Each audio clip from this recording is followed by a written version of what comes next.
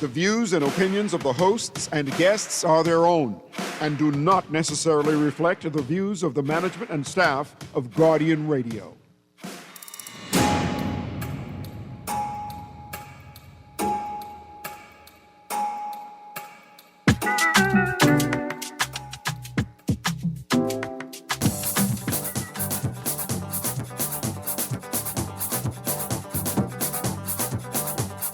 Anniversary time, gonna blow your mind. You've stuck together through good and bad times. A little older, you both are now. Peace, you've earned anyhow. Happy anniversary.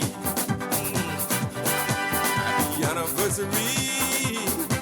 Oh, yes, from all of we. Oh, happy anniversary.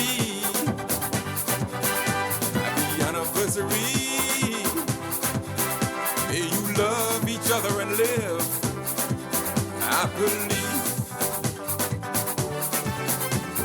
As you walk down memory lane, thinking of the good times and the pain. Good health, yes, may it follow you. Then give God thanks, whatever you do. And happy anniversary. Happy anniversary. Oh, happy anniversary. Yes, from all of we. Oh, happy anniversary. Happy anniversary. May you love each other and live happily. Stay clear of that which causes stress. For life, you know, could be complex. Relax, be happy, whatever you do, and may old man time take care of you. And happy anniversary.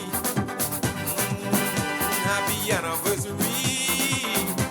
Yeah, happy anniversary.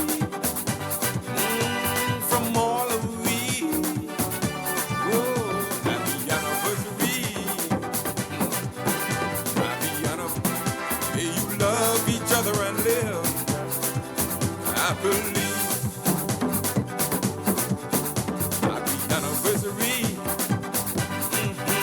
Happy anniversary. Oh, happy anniversary. Oh, from all of we. Oh, yeah. Oh, happy anniversary. Good yawning this morning. Welcome back to Guardian Radio 96.9 FM, your station for fresh news, smart talk all day. It is Thursday, the 10th of April, 2025, and you are on the clock with Erin Green as we celebrate Guardian Talk Radio's 13th anniversary. As we celebrate. I had guests scheduled for today, but we're switching it up a bit today. What I do have is lots of news to talk about. I was hoping Mr. Nuri would be here to join me, so it's easier to do when I have another person in the room. But I think Mr. Nuri is currently trying to trade his car in for a helicopter for the purpose of avoiding little hit-and-run accidents, eh? Avoiding. I don't know. See, the hit part could be an accident. The run part is no accident at all. It's no accidental. It's no accidental at all. So, again, I promise you all some trivia for the anniversary. I could be very frank with you all, even though my name is Erin. You see what the Prime Minister said in the paper today? We will cushion blow from tariffs. And so, I want to say to my audience, we have some nice prizes. They're a bit small compared to what people are expecting. We don't have any New York lottery prizes today. But we got some nice prizes in honor of Guardian Talk Radio's 13th anniversary. Good morning, Mr. Nuri. Good morning. This morning. How are you? I'm good, thank you. I tell the people I need some help to do trivia, Good. right? I was hoping that you to come in studio. Ask you if we could maybe do the trivia in your hour. Yeah, man, I have Uncle Sarah coming also, and I plan to have a open conversation with him about society and then religion, and we can incorporate the trivia into that. I have no problem with that. I was speaking to one lady downstairs. What is her name? Jasmine Darling. Okay. Some distant cousins to us, by the way. And she is a marketing manager of Fanta. She's doing a show next door with Sawyer. With Sawyer Boy? I was trying to get free stuff to give away. Yes. She said she's bringing stuff back. Okay. They have a new type of soda. Yeah, they have a new type They of got soda. juju soda? It's one of those strain fruits. Tamarind soda? It's one of them strain fruits. So I'm saying, Ganeb soda? So I was trying to get her to bring it now so we can get, but we'll see how it goes. Because I had sea She said grape she coming soda back. this weekend. Remember when Pinders, I remember Pindus. used to make the local fruit soda? Long Dilly? Island Dilly. Abaco sea grape. Yeah. Yeah. Elutra pineapple, right? Elutra pineapple. Yeah, I remember that. That's Pindus. Yeah, Pinders. That was the time, eh? That was a time. And then came Gombe Punch. I remember then Gombe Punch stuck. Yeah, it became an icon. And then they made Jungle Punch. Similar, but not the same. Yeah. But didn't they do like a cola champagne? But I remember Cola Champagne too. Yeah. Yeah. Absolutely. Okay, so let's the phone line right now. Good morning, caller. Good morning, caller. You still there? I mean, you called so early. Okay, here we go, guys. There are headlines, Mr. Nuri. I really wanted to talk about what's in the headlines today. U.S. Embassy tells tourists avoid renting jet skis. U.S. second rape case unreported. Let's go to the phone line quickly because I have more headlines I want to touch on as well. Let's go to the phone line. Good morning, caller. Hey, morning, Miss Green. You guess how you doing? I'm good, thank you, sir. How you doing? 4 year can drive. That's how we're doing. You won't believe I wake up this morning in a good mood. Mm-hmm. Right? I driving. I put on the lacrosse shirt. You know, once you put on the lacrosse shirt, you ain't too concerned with getting a raise in the job because you have on the lacrosse shirt. Yes. Yes, Right? sir. So now I feeling good, looking good, smelling good, jumping the Benz, riding down Nassau Street, right? Mm-hmm. You won't believe all I see is this Jeep coming towards me on Nassau Street. Almost hit my car. Mm-hmm. So I had to hurry up, turn on the sidewalk, right there by Nassau Street Police Station, right? Mm-hmm. I jump out the car because now you know I no longer the Coral Harbor person, I now the Foxhill person. I got So I you. jump out the car in the Foxhill mood, Uh-huh. right? So now the lacrosse shirt ain't feeling good no more. Mm-hmm. So the guy, he had a nice attitude about it, right? Uh-huh. But guess what his response was? Yeah. He's sorry, sir. I bent down to pick up my box of cigars because the cigars dropped. Wow. Miss Wow. Green, why in the... Oh, gosh. I can tell you why. Because somebody has convinced us that a D is satisfactory. See, these people are victims of a system, right? That has told them that their mediocrity is acceptable. No, Miss Green, you evidently know what I say. The guy, he ain't say he dropped a box of cigars. That's what I'm telling He you. decided to put his whole head down to pick up the cigars while the car is in drive. Mm-hmm. And the passenger right there as if it's normal. Yeah, there's a passenger in the car too. The passenger couldn't pick him up. And the second thing I'll jump on, right?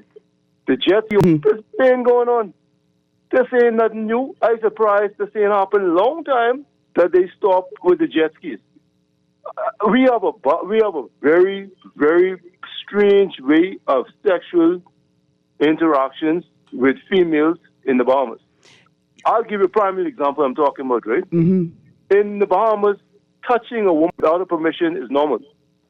In the Bahamas, touching a woman's hip without a permission is actually normal. Okay, stick a pin right there. Hold on. How the hell is that normal? Stick a pin right there. I can tell you because we've normalized it. I can tell you.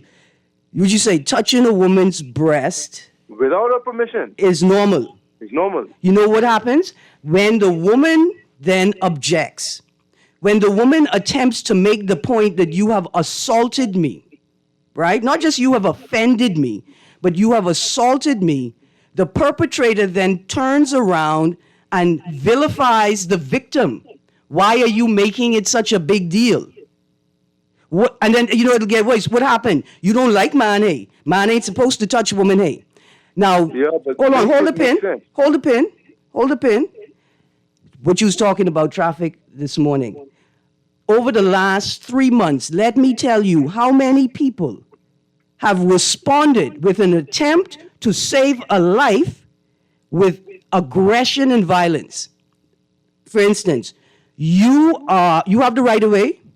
The person flies through the stop sign into the flow of traffic, obstructing traffic, almost causing an accident. You blow your horn to make sure that they understand that there are cars around them. And then what they do, they slam on their brakes, attempting to brake check you and cause an accident. They start cussing you because they broke the law and you brought it to their attention. You see the similarity in the behavior? Boy, something wrong with us. Something got to be wrong with us. Something is absolutely wrong with us. But we're not going to fix it until we identify exactly what it is. And So we can't find out what it is because it's normal. no, we know what it is. We just explained what it is, right? We just explained what it is. Yesterday, on my way to work, I stopped right? I wasn't obstructing traffic. I was able to slow down without obstructing traffic to allow the car to come out. They were distracted, careless. They slowly took their time coming out and almost caused an accident. I tapped my horn in case they didn't see the car that had the right of way heading towards them.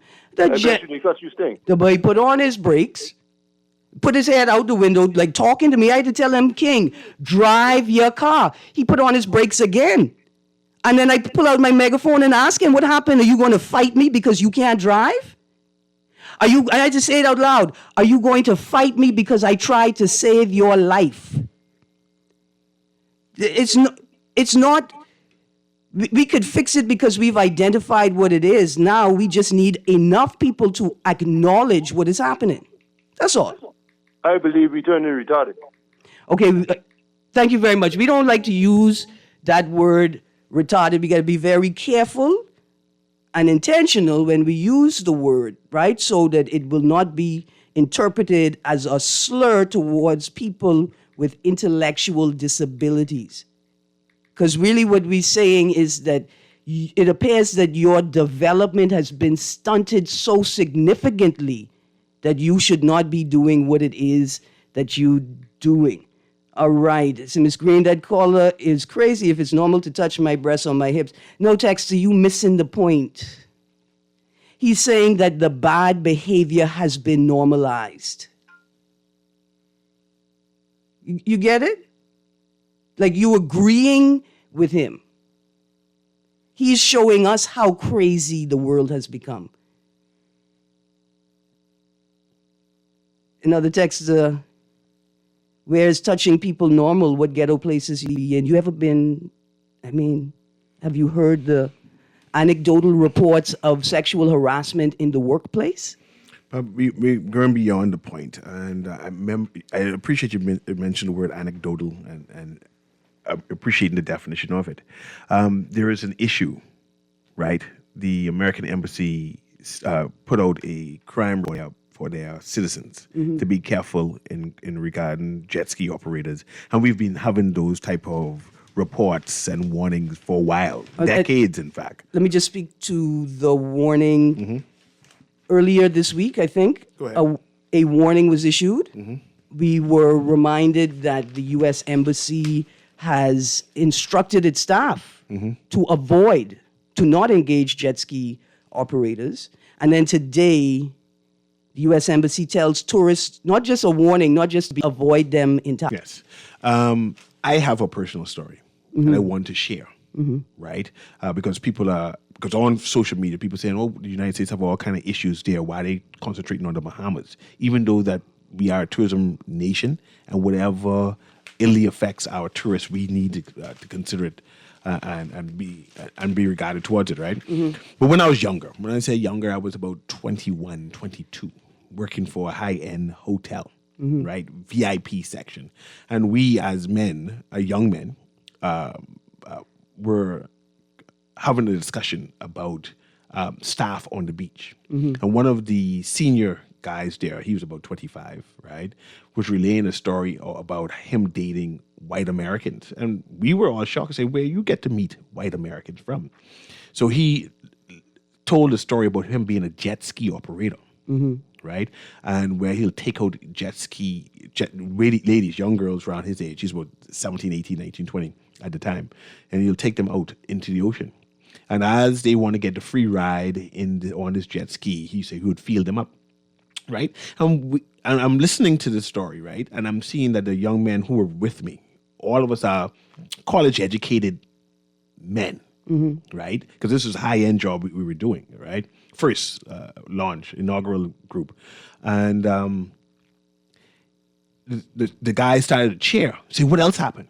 So he told the story that one day he carried this girl on the beach and tell her that if she doesn't do whatever he says, he's not going to take her back to the dry land, whatever it is, from this jet ski. And of course, the lady conceded, did whatever it is. And I interjected, said, you know that's rape? And of course, they beat upon me saying, what you mean rape? She said, yes. Right? I said, no, man, that's duress. They said, and it was back and forth trying rape. Right? And I became the bad guy in this conversation because the young men, they say, no, man, we just encouraged her. She said yes, she consented. And they all shared stories similar. I was like the lone person and completely gassed, saying, what you were saying that all of y'all did something similar? Where you said you take them either to a private island and plan to abandon them, take them out driving on tours and say, we ain't taking you back. And it seemed as if it was a culture.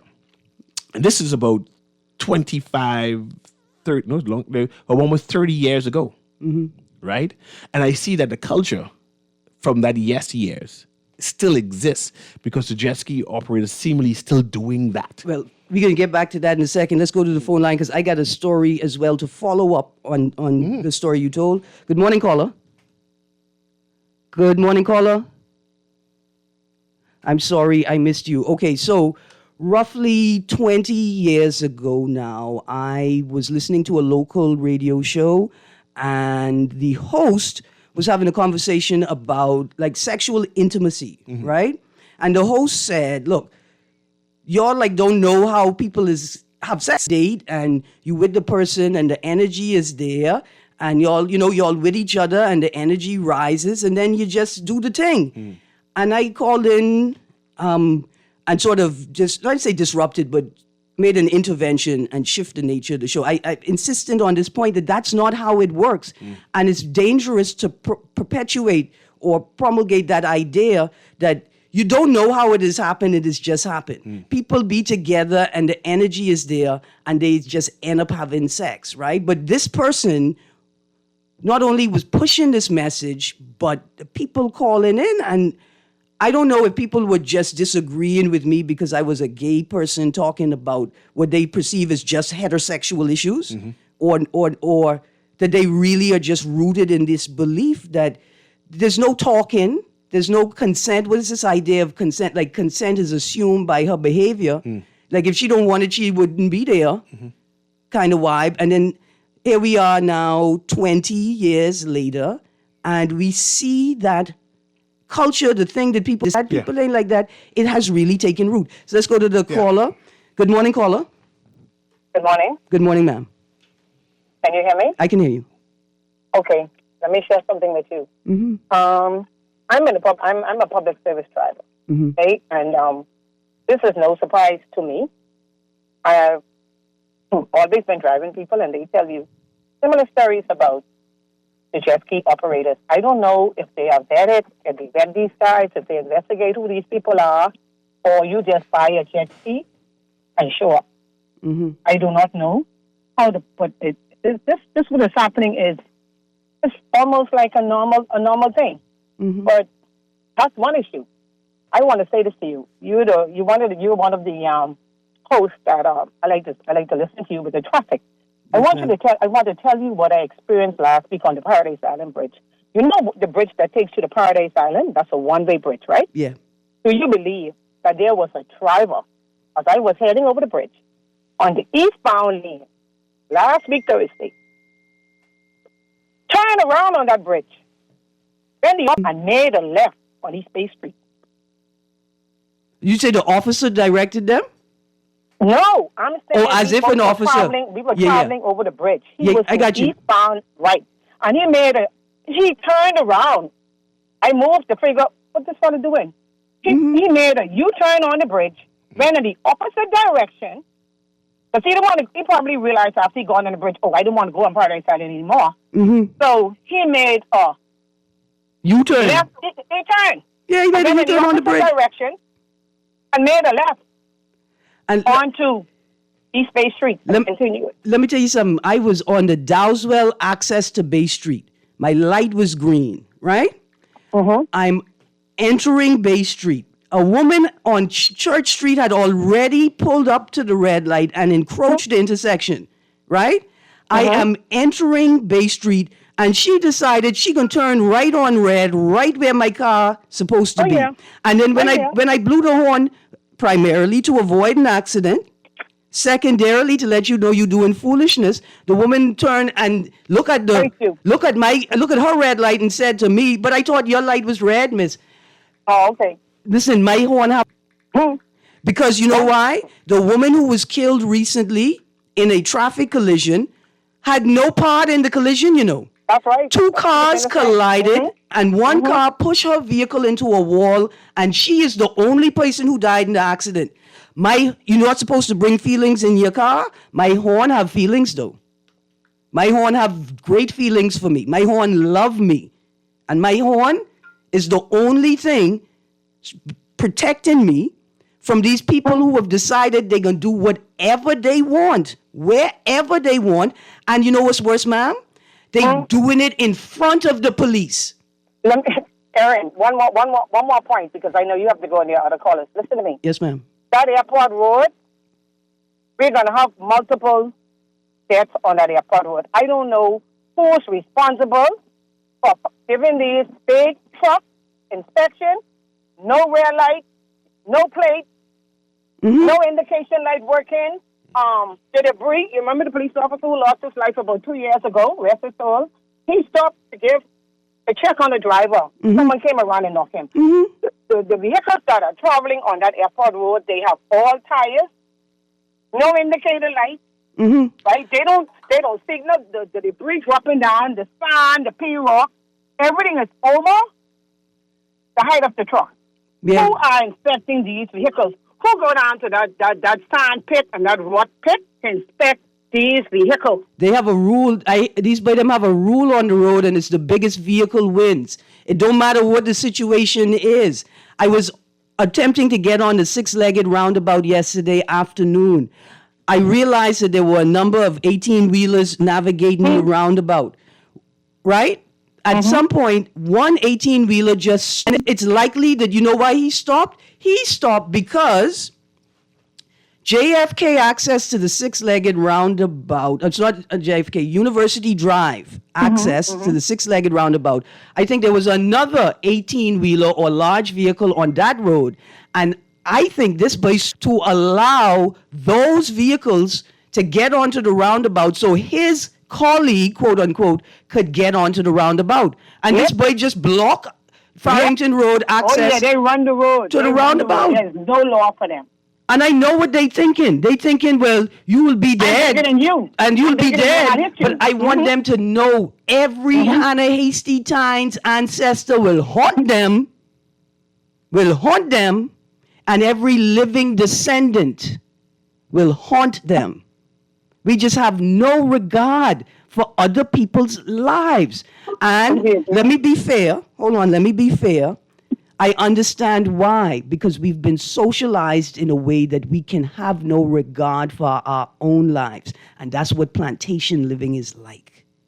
Ma'am, I want to thank you so much because I encourage drivers to speak up so we can understand that the good drivers are not going to let the bad drivers destroy it for everyone. Okay, thank you so much. No, man, thank you very much. Have a good day. Absolutely. Before I move to the next story and some text, Mr. Nuri, that's why I highlighted that story in the Guardian video Facebook page, social media platform, highlighting the father and son duo The father operates a jet ski business. It appears that the son may or may not be actively involved in that business, right? I use that story as an example to show that situation, as cute as it may seem and as heartwarming as it may seem, is a clear indicator of crisis in the jet ski industry. I wasn't even aware of the jet ski rape story that unfolded days after. But not all jet skis are bad. And that's the point we're making. I recently went to Goodman's Bay. They have hired private security to police them. So I'm very impressed with that. It's well organized. Who hired private security? I assume the because jet ski Goodman's Bay is operators. a public. Okay, so you're saying the Jet Ski Association? Yeah, they hired their own security. They have their word security on it. So and they could police determine themselves. who's a part of the association and who. Impressive, and perhaps that's what they need to Because do. here's the thing: that father-son duo. That father may be an excellent, he may be polite, professional. He may have an excellent standard of conduct. No complaints, not even a question of whether this boy is being inappropriate with his customers, but that his son is involved in any way. And what it appeared, what the audience was left to infer is that this little boy could be a party, a business. That shows that the industry itself is not sufficiently regulated. Because all that boy needed was a little bit of oversight to say, King, I know you may have primary custody of your child, but this is jeopardizing your ability to operate this business. This producer is a new caller. Good morning, caller. Good morning, Madam Green. How are you? I'm good, thank you. How you do? And good morning, C.A. Newey. Hi. It's education. Education, education, education. You understand? When it comes to anything interacting with tourists, you need to go through some education training to let you know how they go. Because, tourists will come, they get loose, they catch a smoke or they catch a drink, and then they get loose. They don't play like that. Yeah, they hit a bump in the road. Exactly. And then when you wake up with them and they realize that stuff that they offer they had, you in trouble. So what they need to do is educate those jet ski operators and anybody who comes in contact with tourists. They need to educate them. Now, Erin Green, I don't know when people can get it. Roundabouts do not work. I don't care how you try to fix that. Roundabouts work, but they cannot work with these people whose rule. It can't work with the people whose rule is I was there first. What you gonna do? I don't care how you say. Roundabouts do not work. That is the reason why they took them out in the great United States and put four-way intersections there. They do not work because you can always have someone trying to cut from the inner lane to the outer lane or the outer lane to the inner lane. All that foolishness can always happen on a roundabout. I hear you. We gotta have this debate on another day because I want to have the debate. I really wanted to. I want to have it. Plus, you're going to call back in the next couple of days and give us some other information, right? Yes, ma'am. All right, good stuff. Okay. Thank you very much. It is a worthy discussion. I'm not trying to knock it off the table. It's a worthy discussion. Okay, so I have this headline here. Mitchell says he has no knowledge why huge abroad. Hear that? I think yesterday it was reported that roughly over 2,700 Bahamian nationals globally are registered as refugees or asylum seekers. Mitchell says he has no knowledge why Bahamians sought refuge abroad. I have an answer for that, and the answer is in Latin. Responsum est in question. That's my bad Latin. I didn't go to St. Anne's. They taught Latin at St. Anne's. It sounds very Spanishish. Can you read that? I don't take up Latin. You didn't take up Latin in school? You going to SAC? They do Latin at SAC. They did Latin at SAC, man. Anyway, that means the answer. Responsum as in questionnaire. That means the answer is in the question. Okay. Mitchell says he has no knowledge why Bahamians sought refuge abroad. The answer is right there in the statement.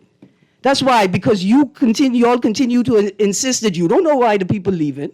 But why are the people leaving? Hold on, you're the Minister of Foreign Affairs for 745 let's years. Move to why you think people Methuselah appointed this by the Minister of Foreign Affairs. Yeah, but why are they leaving? Why Bahamians leaving? Because they're frustrated. No, this is asylum workers, not migrants. Why are they leaving? Why are Okay, they seeking asylum? all asylum seekers are migrants. Not all migrants are asylum Yeah, seekers. but we're talking about asylum seekers. That's what we're trying to say. Why are they leaving? That's what he's asking. He's Okay, saying I can he tell have you. no I'm clue.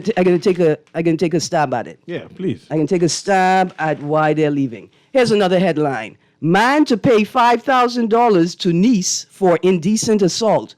A 44-year-old man indecently assaulted his niece. Who indecently assaulted his niece was on Wednesday ordered to pay her $5,000 in compensation to avoid spending 8 months in prison. You need to go to jail. DM caressed his. What do you mean caresses? Hold on, what do you mean DM? DM caressed his 17-year-old niece's sister while giving her driving lessons on April 6th. So an older family member operating in the capacity as a teacher, because he's teaching her how to drive, Touchy niece. and kiss her. He pleaded guilty to the charge of indecent assault at his arraignment before Assistant Chief Magistrate Carolyn Voigt Evans. DM returns to court today to pay the compensation to his victim. He will also be placed on probation for a year. If he's convicted of any offense while on probation, he will have to pay a $5,000 fine. If the fine isn't paid, he will serve a default sentence of 8 months in prison. Okay. All right. I think the unit answer is in the question. Here's another answer to your question, like why are people Oh, leaving? you start answering? That's one of the answers right there. But I had no reason to leave, man. That ain't no reason to leave. No. Okay, because here's what the problem is. Go ahead. Any offense that has a fine attached to it is just a signal that you just rich enough to enjoy this behavior. No, I understand why they put the fine. No. Fine. Any Understood. fine, any offense with a fine as its penalty is a clear indication that this is an offense that the rich can enjoy as a recreation. Yeah, that's why the people them leaving. The next answer to your question, system disturbance at BPL plant leaves thousands without power. That's on page A3 of today's Guardian. You know it's on page 1 of the front page of today's Guardian? Government signs energy deals. Do you know when that system disturbance happened? Day before yesterday? That's when it happened. We only hearing about it today. They didn't tell us about it yesterday. But on the front page, the government signs energy deals. Yeah. That's another reason why the people leave. No, man, not for those Yes. Anyway, we're going to a break. When we come back from the break, I have lots more answers for Mr. Nuri's question. Y'all stay tuned. We'll be right back. Thinking of the good times and the pain. Linda is carrying a new line of tile, the Sky series of porcelain. Comes in 4 colors, tones, and shades. There's Sky Noir, Sky Glance, and this one, Sky Green. Sky Green, as you'd imagine, gives you a smoky kind of feel. It's not heavy and depressing, but gives the area a chill feeling. The Sky series comes in 2 formats, 24 by 24 at $5.30 a square foot, 24 at $5.25 a square foot. I really like this series for big spaces, and being porcelain, they can take a lot of traffic. The Sky series at Pindu Tile. Love the show? Want to give your support? Become a sponsor today. Call 302-2300 for our rates and packages. That's 302-2300. Become a sponsor on Guardian Radio 96.9 FM. Fresh news, smart talk, all day. For fast, reliable, and impactful printing services, look no further. Let Printmasters bring your masterpiece to life that's second to none. Our affordable pricing and friendly, efficient staff makes Printmasters the ultimate choice for all your printing needs. We can deliver any type of printing services, from banners to booklets to business cards. You name it, we can print it. Let Printmasters bring your masterpiece to life. Located in the Nassau Guardian Building, telephone 302-2361. This is Guardian Radio 96.9 FM, streaming on GuardianTalkRadio.com and the Guardian Radio app, Nassau, Bahamas.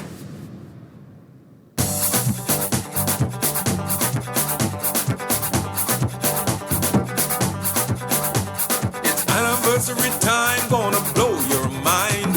You stuck together. All right, welcome back to On the Clock with Erin Green. We're on Guardian Radio 96.9 FM. Don't touch the dial.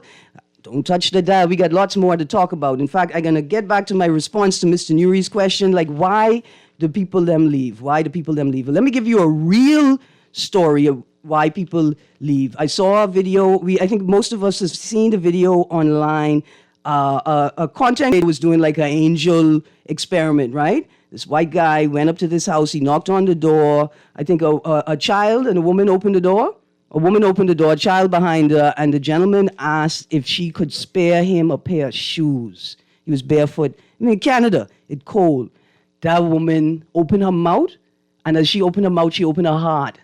And she said, yes, baby, you need a pair of shoes? You out here in all this cold and you ain't got no shoes? Then she asked him, you need a pair of socks to go with that? Then she asked him if you need a care package, because I could put it together. That's Bahamian. You want to know Bahamian culture? That's Bahamian culture, right? The little girl starts talking. The little girl is a little girl, the cutest little thing ever. She revealed some information maybe that the mother would not have revealed. But the little girl basically said, me and my mummy are in Canada because my daddy stabbed my mummy. Right? That's one answer. Here's another answer. At the event Sovereign, last night, the exhibition and talk highlighting all of the things that took place this month, one of the attendees of the event said that after her picture was shared in the media, like pictures of the event, and then shared on social media, right? On a particular platform, there's one platform in particular, she was then inundated with unsolicited penis pics. A very young Bahamian who decided to take part in an International Women's Day march, whose image was captured by the media and then shared on social media, said that she was subsequently inundated with genital pics from men, unsolicited. And one person, when she was attempting to exercise at a gym, that an individual there pressed upon her as if he had an obligation from God. Why is it that you were partaking in these activities? That's why people leaving. But I have more answers, just in case those answers are insufficient. Here's another answer to the question. Headline, or at least in today's Tribune, government knocked down my home by mistake. Another headline, my daughter deserves an education. From public schools to private institutions, grant programs to special education centers, every path to the classroom has been blocked for an Abaco mother trying to secure an education for her 7-year-old daughter with cerebral palsy. I think I got another headline for you, Mr. Nuri. Here it is. Here it is. This may be one of the reasons why Bahamians are leaving. Of course, we have the gay people who you can't be visible. You could be gay, but you can't be visible because you can't make people uncomfortable about themselves. The big one. Here's a headline. Constituents may not want Miller, but Mitchell says no one else running.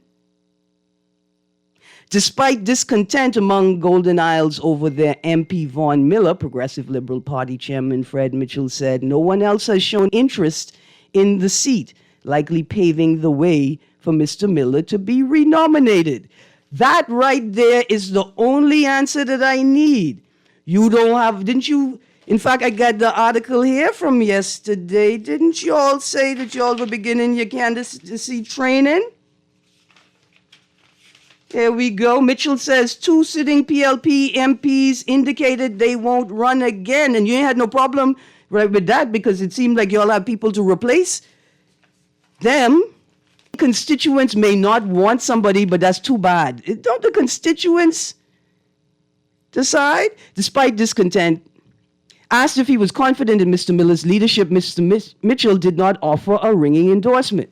Quote, he is the sitting member of parliament for the Progressive Liberal Party, and there's no one else that I know of that's vying for the seat. And that's where we are. I know somebody who's looking for a seat. Who's looking for a seat? Erin Lewis. Oh, yes, that's true. You looking for a seat? But he didn't want to be PLP. Why? Who tell you that? That's true. But he want to be in Grand Bahama. See, because if a PLP told you that, then I'd say, I don't know if that. Quote, he continues to work in the constituency unless the party decides otherwise, and I won't speculate one way or the next. He's a sitting member of parliament and continues to do his work. What work? What work has he been doing? I'm more concerned about take it or lump it. You don't like him, but that's our candidate. Take it or lump it. Yeah. And then it tells a tale about the constituency leaders, that they have no choice. That one would assume that they're interactive with the organization and say, well, we don't like this candidate, can you someone else? And their opinions no longer matters. It's the same debate they're having regarding Hubert Minnis about their constituency association. Two constituency associations, and people need to juxtapose this and do an analysis on it. Two constituencies constituency associations are saying that, one, they love their candidate, two, they don't like their candidate, and the leadership of both political parties saying, I don't care what y'all say. I don't care what your constituency association saying, right? Because our opinion trumps is what everything. matters. Yes. Yeah. Let's go back to that article. Mitchell says he has no knowledge why Bahamians sought refuge abroad. Just checking the time. Mr. Nuri, what time you have there? 52.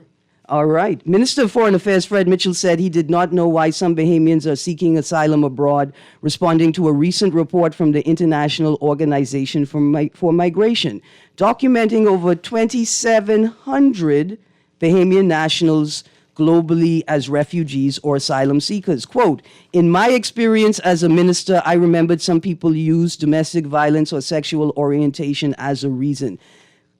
End quote. He said, okay, what do you mean they used it as a reason? Why would you say that? Why wouldn't you say that that is the reason that they gave? Anyway, he goes on to say, quote, I have no knowledge of why anyone sought refuge abroad, close quotes. But isn't the Ministry of Foreign Affairs involved in the asylum seeking process? Like, don't the people from where they go to seek asylum communicate with the asylum from? And this is one reason why, actually, to explain why people go in abroad. And I assume that you have to make an application before you land in people's country to seek asylum. To follow right? If you follow the process properly and you apply from the place that you are in. And I know in Canada, sometimes they allow you to present a case, even that you came into the country. Once you didn't come in the country legally, they allow you to present a case. And usually it's either crime or fear of crime against you, your person, or you're being persecuted in your home. You see, we have a number of homosexuals seeking asylum in Canada, citing that their quality of life has been diminished living in the Bahamas. I can appreciate that, but this number is like 2,000. 2,700. 2,000 people either saying they're terrified of being in the Bahamas, or their quality of life is being diminished. And our Minister of Foreign Affairs is saying that he has no clue. Why so many people?